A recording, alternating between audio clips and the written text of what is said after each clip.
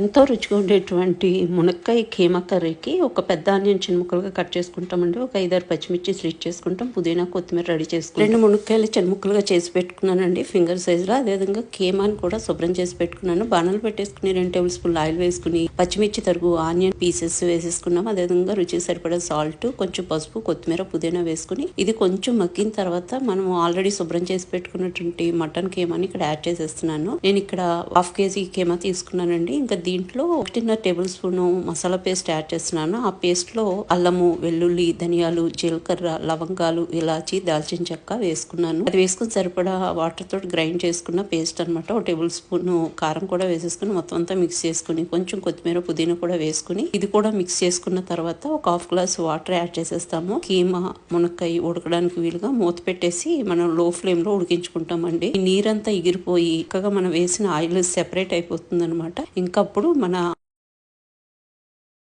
Mutton keema with మునక్కాయ ready అయిపోతుంది. ఎంత బాగుంటుందో చెప్పలేనండి. తినే కొద్దీ తినాలనిపిస్తుంది. చాలా చాలా టేస్టీగా ఉంటుంది అనమాట. ఇంకా దీని కాంబినేషన్ లో పెసరపప్పు చారు కానీ, రసం కానీ లేదా సాంబార్ కానీ పెట్టుకుంటే అసలు అద్దరిపోతుందండి. వేడివేడి అన్నంలో ఇది వేసుకుని తిని చూడండి. మాట్లాడటానికి మాటలే, తింటూనే ఉండాలి అనిపిస్తుంది. మునక్కాయ కీమా కర్రీ చాలా చాలా బాగుంటుంది. డెఫినెట్ గా ట్రై చేసి చూడండి. మీకు చాలా చాలా నచ్చుతుంది.